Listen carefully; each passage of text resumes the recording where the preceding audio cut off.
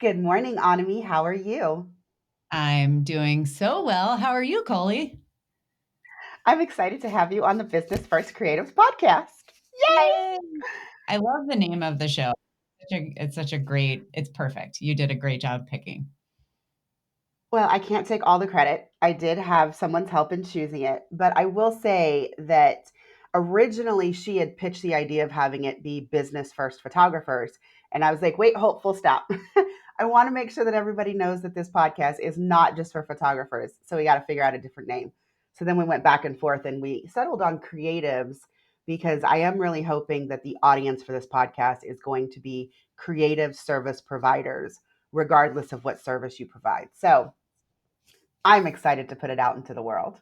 Yeah. Let me start with a question that I ask everyone, and that is, do you consider yourself to be a business owner first or a creative first?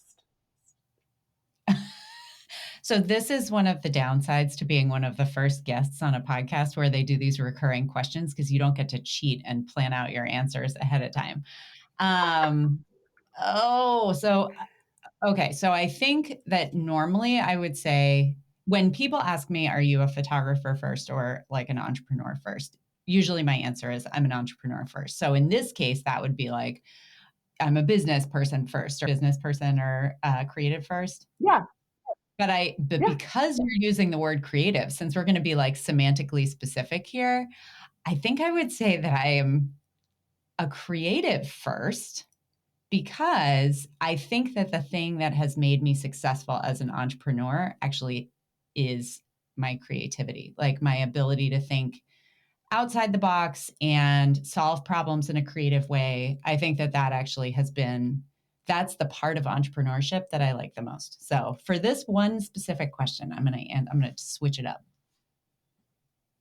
And you know what that means? You're my second guest. So, anybody in the audience that listened to Brittany's interview previously, you will know that I was shocked by her answer too. So, I'm going to take this as an indication that I need to reword this question because I think I really did mean entrepreneur versus creative. And so, hearing you say that and your explanation, that actually makes Brittany's answer previously make more sense. So I Oh, think I and need to give that question a little bit more thought.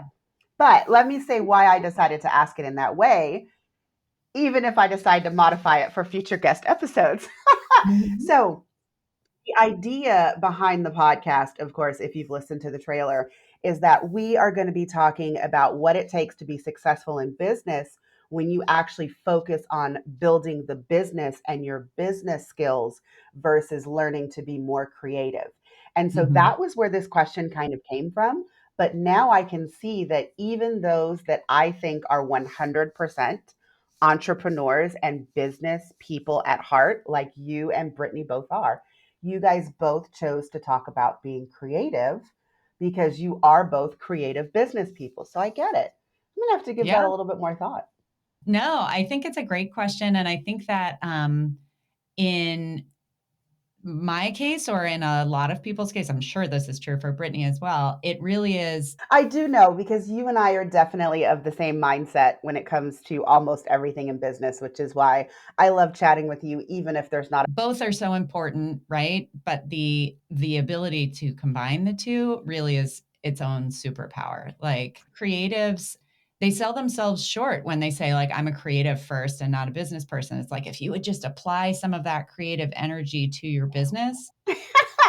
I want to move slightly to a separate topic. And what I want to talk about is what you do as a business person, since you've mentioned this. So you have Megapixie, which is your photography studio business. And then you Mhm. have This Can't Be That Hard. I want you to tell me about how This Can't Be That Hard came to be. Sure. So Megapixie is my portrait photography business. I started it 12 years ago when I was 30. So I was already starting, it was already a second or actually technically third career path. And that was chugging along for a bunch of years. In 2016, I got together with a couple of friends of mine and started a conference and a community that is still in existence to this day, which was an extremely gratifying and fun outlet to my photography business because one of the hardest things that I'm sure most of your listeners will be able to identify with is the kind of loneliness of entrepreneurship and running a one person business. So, creating that community and building that community really opened up new worlds within my entrepreneurial experience. And I found myself wanting to lean into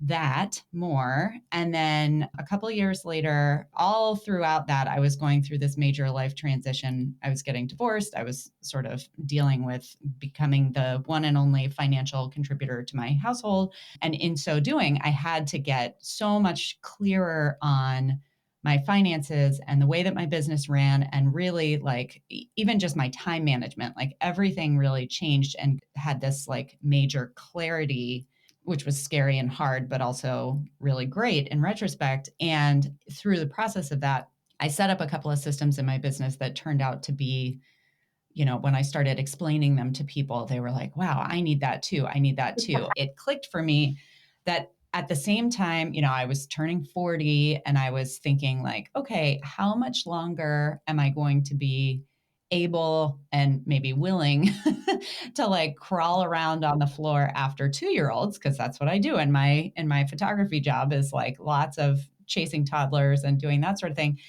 And when you take the long view of a business, especially when you're the one and only person doing it, you really do have to be honest with yourself about like the career path. And I knew there was some sort of expiration date, even if it was a distance in the future. And I needed to be thinking about, how am I going to transition? How am I going to stay working as a creative entrepreneur, because I love that, but maybe take some of the physical parts of my day to day job out of the rotation at some point. And so I really enjoy the community of my conference. I really enjoy teaching, which I had gotten to start doing some with that conference. People like my ideas. I think I have a good business mind.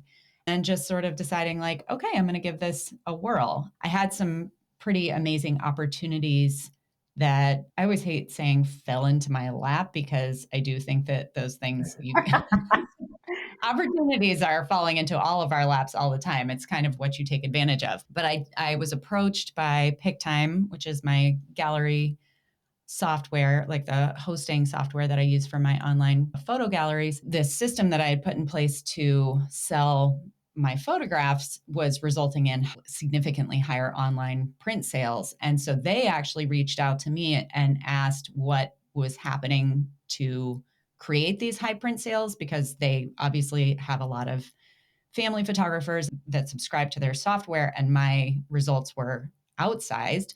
So when I walked them through my system, they were like, "Oh, this is great. We would love to partner with you to build this out." That it all kind of gelled in that moment, because I was like, "Great. I want to get into teaching more. They want to create this piece of software, but that piece of software is going to require a certain amount of education and explanation, because it's different from the way that photographers in general run their businesses." So that was kind of, sometimes you have an idea and you're like marinating on it and wondering, when's the right time? When's the right time? This was one of those, like, the heavens opened up and it was like, now is the right time. Yeah, so I was there from the beginning. And so something else that I want to ask you along that track, because this can't be that hard, is not just your course, Simple Sales. It's now Revenue on Repeat, and it's also the podcast. But this is kind of like a chicken and egg question. So which came first, the course or the podcast? Definitely the course came first. The course idea came first. But as I started to research how to create a course, how to get the word out, prior to 2 years ago, with the exception of my small community that we had built for the conference, The which really, conference. I mean, Yeah. it's a boutique conference. So, the entirety of the people who had come to that and were in that world was like, I don't know, 150 people or 200 people. Like, it was Hmm. still, it was a small group of photographers. Outside of that, my email list, for instance, was my photography clients, and they were not my audience for what I was going to be teaching. I don't believe in the if you build it, they will come idea. And I can put together the world's greatest online course, but if nobody knows about it, that's all for nothing. So as I started to research how to get the word out and establish myself as someone who you should listen to, or you might want to listen to. I landed on, okay, I'm going to create a podcast and start serving people in that way, and that was the trajectory there. I mean, because clearly I've started a podcast, and I think I did it in part because I saw how you grew This Can't Be That Hard alongside with the podcast. And I was like, I like to talk. I should give it a whirl. But I mean, I do think that you do a really great job with kind of creating your own ecosystem where you're bringing new people in through the podcast or through your newsletters or through your other reach out processes. And then you're bringing them into your system for your courses. So I now want to take a slight pivot and talk about those systems because you are no longer a one man show. So No. let's talk about how that kind of evolved. So when This Can't Be That Hard came around, how long did you run it by yourself? And what was kind of the turning point when you figured out that it was no longer serving you to do all the things all the time? So my answer to how long was I running it by myself is too long. Like, that's always the answer. um, when I think now about the number of hours that I was putting in to not only create the course, but launch it, answer all of the questions, try and figure out all the tech, not only was I writing and recording my podcast, I was then editing my podcast, creating all the social media around it, like all the different steps. And we all go through phases of life where we have honestly too much on our plates. And in retrospect, it's always like, how did I even do that? I knew at the time that what I was doing was not tenable for the long term, but I was also in a situation where I had to fiercely protect my profit margin, which were, at the time, like this was an untested product. I had no idea. And I had to invest a fair amount on the front end to build the course, like all the tech, all the different things. So I just felt like it was sort of a necessary evil for a period of time. And then I fell into the exact same trap that I try and coach people out of all the time, which is the like, you have to like pump the brakes. Cause I find that you can have money like raining down on you. And it's still easy to talk yourself out of bringing a team member on, hiring somebody, whatever, because it takes a lot of time and effort to do that. And honestly, at that point, I was, 10 years into entrepreneurship. And aside from hiring people who were experts in what they did, like my accountant, I never had to train my accountant, right? Same thing with my photo editor, other than a little bit of workflow back and forth about like, okay, so how should I get the photos to you and how do I get them back? She knew what she was doing. I didn't have to teach her how to do her job. Now I was looking at hiring somebody into a business that I had created that had, and let's not be, I have no ego about the fact that like other people have online businesses and they know what they're doing.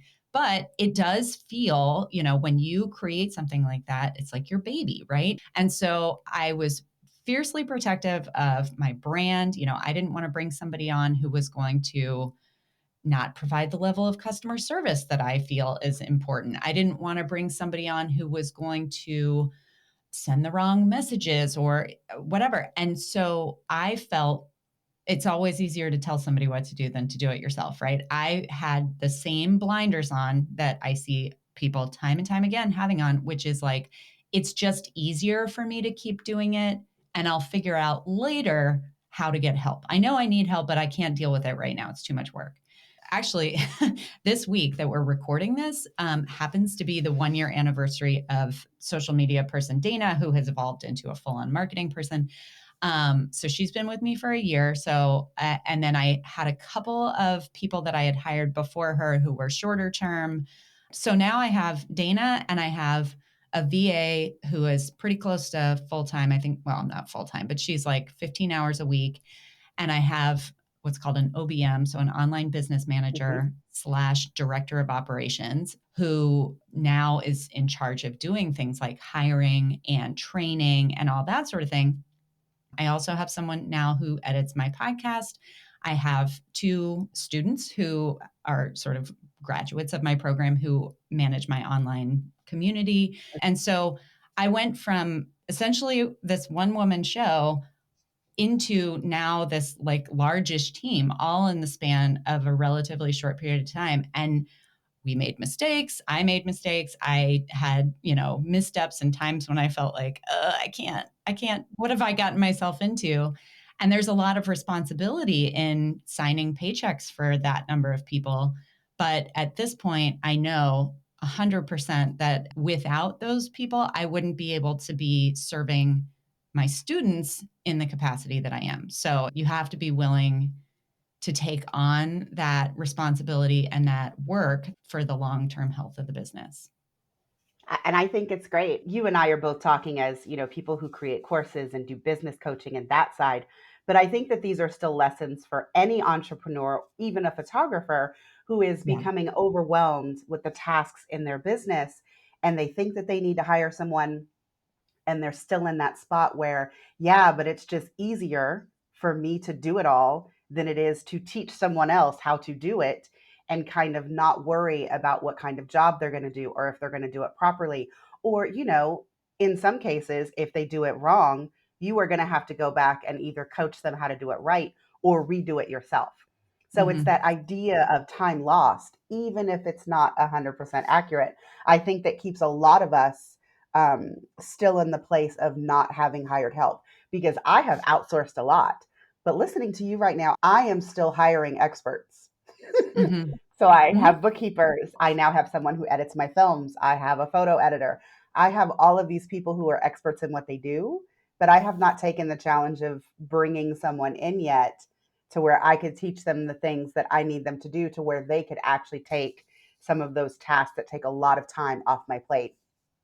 So, if you knew someone who wanted to hire somebody, I mean, I'll just say it's probably me. What what tip do you have for a first hire? And then anything that you feel like you should have done that would have made that task easier that you have advice for? So I have a couple of things that I would say. So as you prepare to bring somebody on, like basically, I think that when it occurs to you that you should probably add a member to your team or ask for help or whatever, by the time that that thought forms into words in your brain, the time is yesterday. What I did myself and what I see a lot of people doing when they're hiring for the first time or, really starting to do that in a more meaningful way. And when I say meaningful way, I guess I mean somebody who you're going to be like having a meeting with every Mhm. week.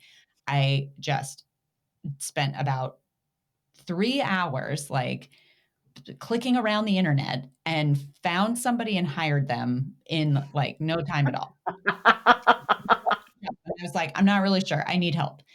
But you seem competent, so that's great. And that I was fully setting her up to fail because I am a perfectionist. I am a super hyper overworker, like, let's be honest. And so my expectations for her were probably outsized. And I was setting her up to fail by not having like a really delineated, streamlined plan. So there's this fine line to walk because you can talk yourself out of hiring somebody by getting in your head about, like, yes, but I'm not ready to hire somebody. I don't have the perfect laid out situation. And go the other direction and hire too fast and then almost definitely be disappointed by the results. So I've gone through a couple of iterations of doing that. And what I would say my recommendation would be is that, when you say to yourself, I need to hire somebody, spend some time thinking through the things that are, there are lots of instances out there in the world of these like grids where it's like the stuff that you're good at and the stuff that you enjoy doing, the stuff that you are good at, but you don't enjoy doing, the stuff that you're not good at and you don't enjoy doing, and this, whatever the fourth one that I've missed, like that matrix. What you want to do is you want to kind of spend a week or so tracking how you spend time in your business, just like as you start working on, let's say, mapping out your social media for the week or writing your weekly newsletter or whatever you spend time on in your business, jot it down, just make a list. And at the end of the week, you look at the list of all the different tasks that you did and you plot it on that matrix so that you're seeing like, these are the things that I'm spending my time doing. And here's where they all fall. obviously the first thing that you want to outsource are those things that you're neither good at nor do you enjoy doing. For a lot of us, those are the ones that we hire experts for, like accounting, right? I mean, that's just sort of an easy, obvious answer. What gets tricky is the stuff that you're good at, but you don't enjoy doing, or the stuff that you enjoy doing, but you're not really good at. Those are harder to let go. And oftentimes, those are the kinds of things that, for instance, you are good at writing your newsletter, but it's something that you always drag your feet on, and therefore you're not getting it out every week, Mhm. or whatever the case may be. That can be that can be a tougher thing to hire for, right? Like finding somebody who can sort of take your voice, and you're going to have to communicate with them about what you want communicated. And those are the things where it's like, it's just easier for me to do it. And thinking that way means that you end up spending not just the time that it takes to write your newsletter every week, but all the time that you spend stressing and like moving it from Monday to Tuesday to Wednesday to Thursday on your calendar. Like procrastinating takes a certain amount of energy. And the sooner that you set up systems for someone else to succeed in doing that for you, the sooner you can take it off your plate and focus as much as possible on that like quadrant of your zone of genius. Once you've kind of created that matrix and decided the things that you want to hire for, I think my next recommendation would be to allocate as much budget as you possibly can to hiring someone who is a quality hire. I have it in my like business vision values document that I am not interested in hiring anybody for low wages. And I have no problem with hiring people outside the US, but I'm going to pay them the way that I would pay a US contractor. Like obviously a happy a happy contractor is going to do better work for you. But I also think that when you are price shopping, which is a necessary thing. Sometimes you get what you pay for, and you will very quickly talk yourself out of hiring people if you're hiring people who are kind of at that entry level. I started using ClickUp in January, right when my DOO came into my business.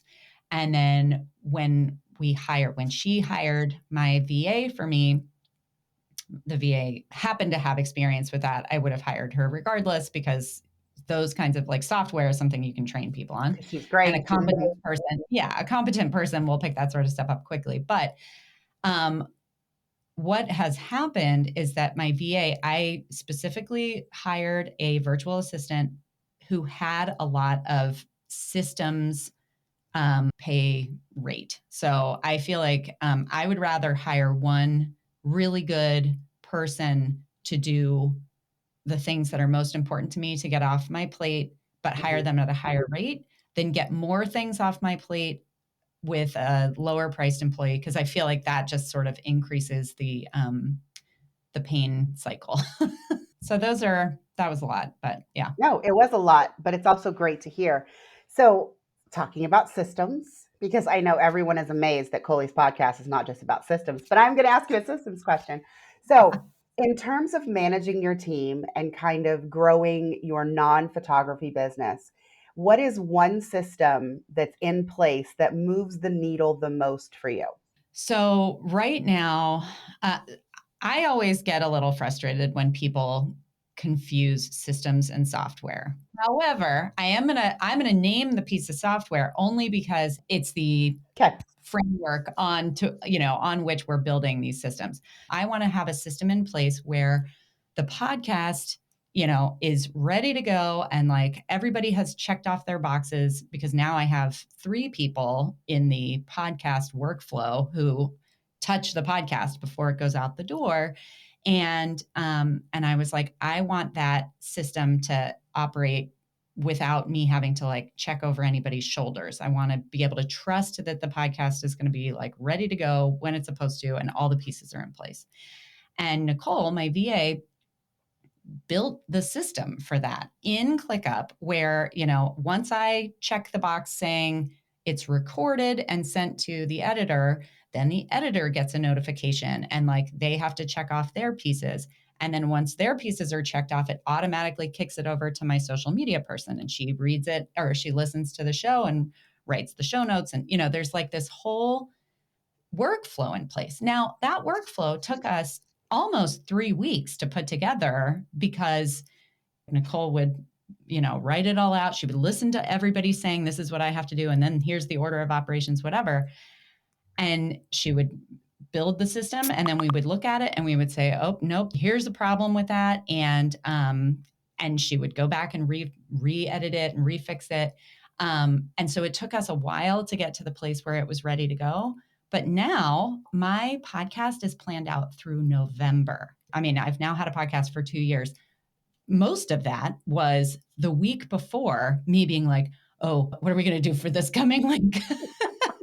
And sitting for times I called you up and was like, I need someone on my podcast. Will you be that person? Mhm. Um, and I don't think there's anything wrong with that. Like, I do feel like we all have the tendency as entrepreneurs to see someone else's well-oiled machine and be like, why can't my business run like that? And the fact of the matter is, even if you like sign up for somebody's extremely expensive mastermind where they're going to give you the whole thing, like, you have to learn how to manage that. You have to kind of come into your own. So it is good and maybe necessary to go through some of that learning process the hard way.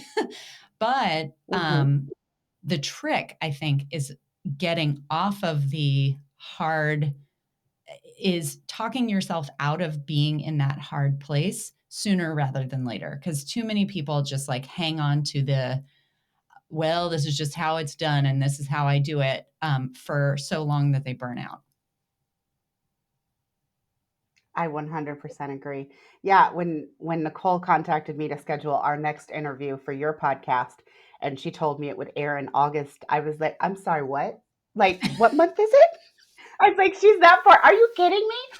And then I remember just being really impressed, like, wow, that system must be really great to put out the podcast episodes now that you have scheduled or at least planned that far in advance. Oh, no, no, no. I was going to say, and I would never have been able to get there on my own. There's just no possible way that I would have been able to do that. So it's like, I feel like a real testament to the power of bringing good help into your business. Yeah, I think I'm convinced. We'll see what I do in the next week. So, we've talked about systems that you have in your business. We've talked about hiring outside. There is one question that I ask a lot of people, and I'm going to ask you, even though you might have already said what this is, but I want you to tell me about your biggest fuck up that cost you and what you learned from it. So I hired someone who I really enjoyed working with and who was very competent at her job.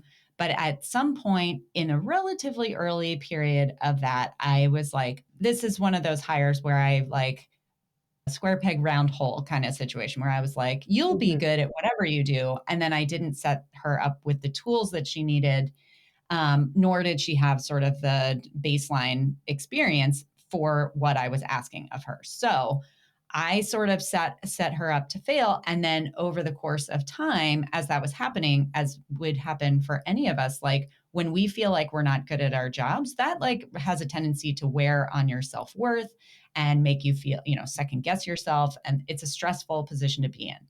So I was watching that play out on my end. And of course, it was like the ROI on that investment was flagging, like it was not what I wanted or needed it Dwindling. to be. But I was doing the thing where I was like, I don't want to have this hard conversation. I'm just going to kick the can down the road. Maybe it will change. Maybe it will change.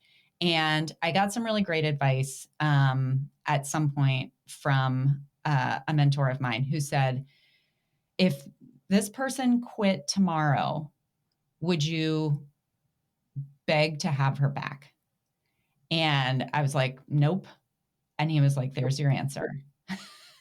And I have used that same question several times since then to try and guide my thought process around like, is this person the right person for the right job? And it gives me a lot of clarity. And I feel like I want to kind of share that thought process a little bit because I think we can tell ourselves, and like, no question, letting someone go is, if it's not horrible for you, you should evaluate who you are. Are you a thoughtful person who cares about the people who are working for you? I think that aside from some pretty like horrible situations, it should feel hard to tell someone that they no longer have a job with you. However, I fully believe and have kept in touch with her. Like she's in a much better place now for her. She feels better about the work that she's doing. Like, was she excited to hear that news? No. Was it the right move for both of us? Absolutely, yes. So I think that, the mistake I made was twofold. It was number one, hiring someone that I was setting up for failure. And number two, it was not kind of making that call sooner than later. People say hire slow, fire fast. And now I feel like I know what that means. I've actually never heard that, but I Oh, 100% really? agree with it. Yeah, because I mean, if you had told me before that I would be thinking of hiring people, I would have told you you're crazy. Because again, I mean, there's no medal for being a one woman show. But when I think about the effort that it takes to explain to people what's in my brain, which you and I know is both hilarious because when people hire me to set up their Dubsado, that is exactly what I do. I mean, I sit Mhm. down, I ask you all of these questions to get into the nooks and the crannies of things that you have not thought about for your business. And I have to figure out how to translate that into Dubsado. And for some people, it's not even about doing it in Dubsado, but like I have to understand all the pieces of your business to know what is appropriate for Dubsado and what you might need like ClickUp for, or what other piece of software um, you're thinking of integrating into your business. So, I mean, I totally get it. It's just, I think sometimes when I think of what I do for someone's business, I'm like, who am I going to find to do that for me? Mhm. Which you're telling me I just need to, take a leap and do it, which I think I'm fully committed to doing now. So let's talk about where people can find you. And of course, your amazing podcast, because it is something that I listen to every single week without Aw. fail. Thank you. Yeah, the podcast is called This Can't Be That Hard. The website for the business is thiscan'tbethathard.com. And I am on Insta thanks to amazing Dana all the time. And that's at This Can't Be That. And I just want to say that this podcast episode with Annemie was all about kind of business structures and her course business, her podcast, but she will be back to talk about her course, Simple Sales, sooner rather than later. So, photographers, if you have not checked that out, I highly encourage you to do so. But she will be back on the podcast to talk about it later. Thank you so much for coming on my brand new podcast. Yay! Thank you for having me. I am honored to be among your first guests. This is an exciting thing. And earlier, I was going to say, you said something about like, I saw you having a podcast and that helped, with your business and getting your message out. And I just started to say then and want to make sure I get in here before the end. Like, I could not be more excited that you are finally taking this step because the world needs more Coley James, and this is going to be a You're so great sweet. vehicle to get your stuff out there. No, I'm just speaking the truth. Okay, so Anami spoke her truth, and I don't think I have anything else to add after that. So, Yay! bye, guys.